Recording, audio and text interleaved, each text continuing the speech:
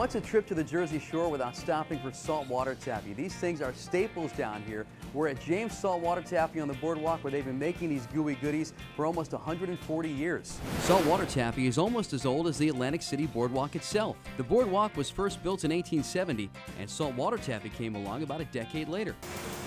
So how is saltwater taffy made? Well, I got myself all suited up. So what are we looking at here now? We're looking at raw taffy. There's no flavor, there's no color, it's just cooked ingredients. The major ingredients, of course, are corn syrup and sugar, and then everything else we put in there that makes ours better than anybody else's. And I visited with the president of James Candy Company, Frank Glazer, to show me how. Now, this is the pulling stage. This is the second stage of making taffy. This is where we pull the taffy, it aerates it, we put the flavoring in, the coloring in, and then we wrap it. So we're going to pull it now.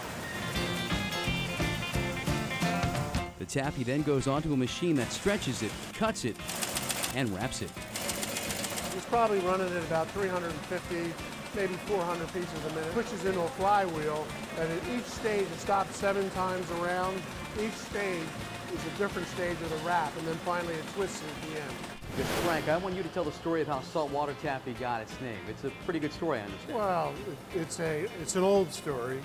Basically, they had stands on the beach, and there was a man selling a taffy on the beach, and he had a door that he opened up in the day, closed down at night. Well, one night he left it partially open, and the salt air came in and got on the taffy, and he was there kind of disgusted, and a little girl came up and said, "Sir, can I have some taffy?" And he said, "Well, how about some saltwater taffy?" And the name has stuck ever since.